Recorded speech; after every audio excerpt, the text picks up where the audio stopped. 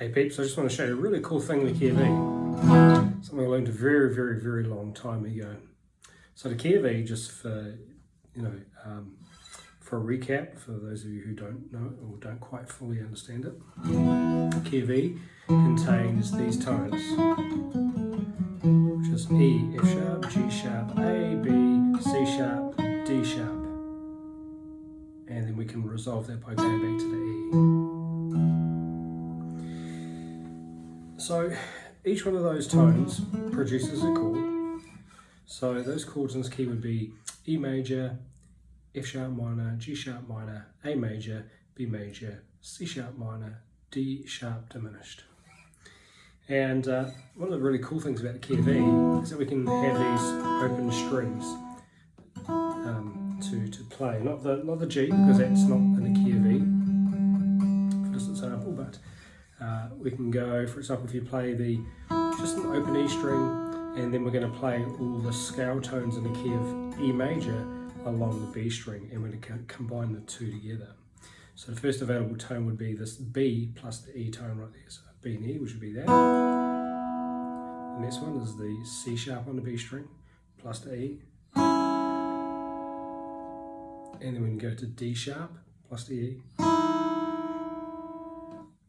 E and the E, which is a unison. F sharp,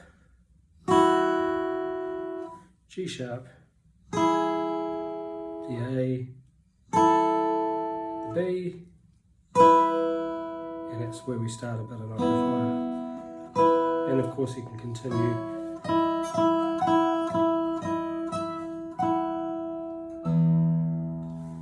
So what you want to do is, just for those of you who haven't done this before, is experiment playing that scale along the string. Again, it's B, C sharp, D sharp, E, F sharp, G sharp, A, and B, and so on and so forth. You just repeat those tones across the neck.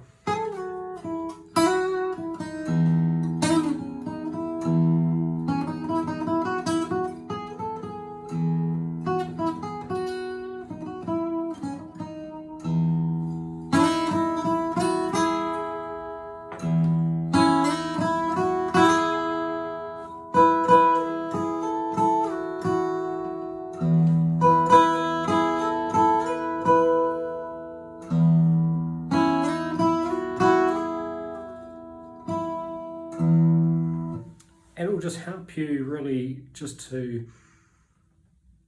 anchor the sound of those intervals from that key in the key of E over, the key of E. What I also suggest to do is play some chords in the key of E. And I'm going to show you 3 chords that are really cool shapes that are quite easy in the grand scheme of things. So it's an E major shape. I'm going to come a little bit closer and I'll show you what I'm doing.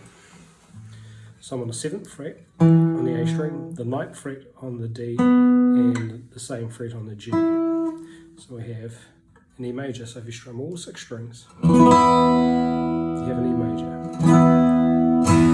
And in fact, for those of you who are a bit more advanced, if we take the pinky away and then we replace it with this middle finger, that'll fall down onto the G string there. We have a major 7th, so it's an E major 7th.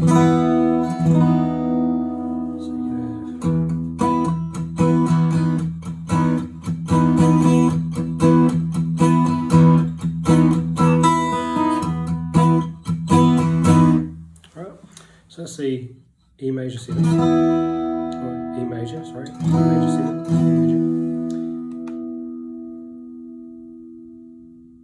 major. And if we take this shape, it's a movable shape, so we can have these top 2 strings ringing.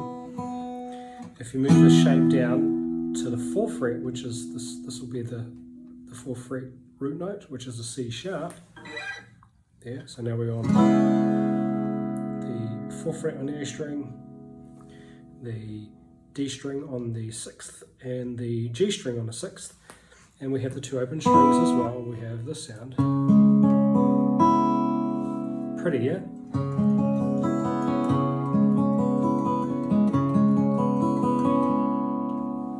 And then if we move it down 2 more frets, we're going to have a got a B,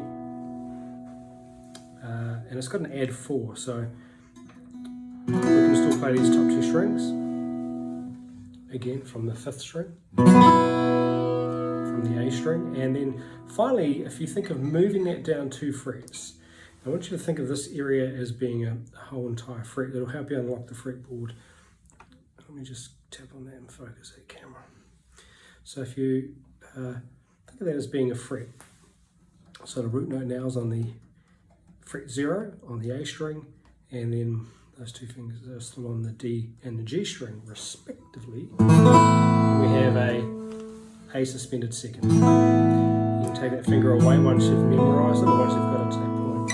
I'm just going to shift shuffle around again. Tap on this camera. Right. So it's the E major, or the E major 7, C sharp minor 7. Because of the B, sorry, I think I called it C sharp minor before. It's a C sharp minor 7. And here, it's a B sus with a 4 on top, and then the A sus 2. So I mean, you can start anywhere on those chords and play that E major scale we were playing before.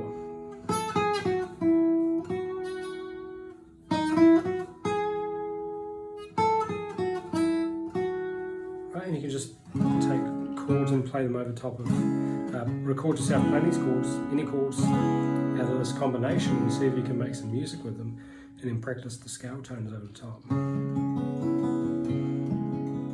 So maybe I'll just play 2 chords for you, C sharp minor and A sus 2, just to give you an idea. 2, 3, 4.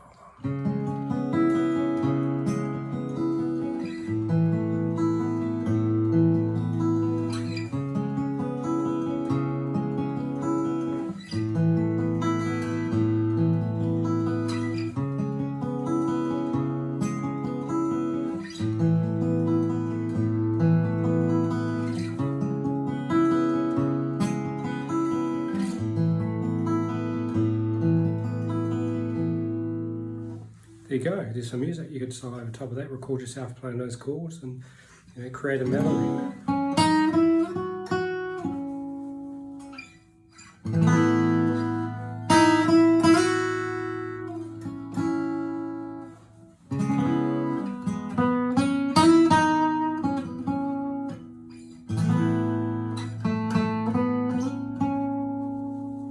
And just keep playing until you can come up with something that you're happy with.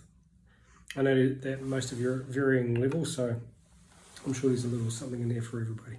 Take care, and I'll see you again another time.